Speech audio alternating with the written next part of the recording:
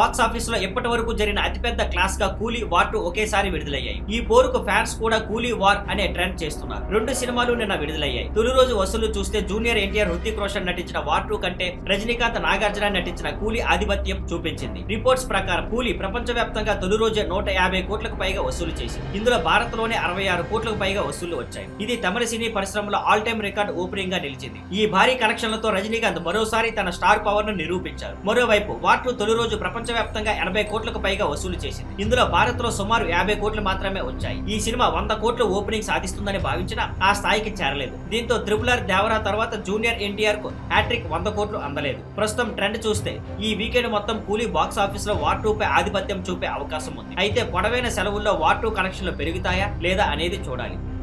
Thank you for watching. Please like, share and subscribe.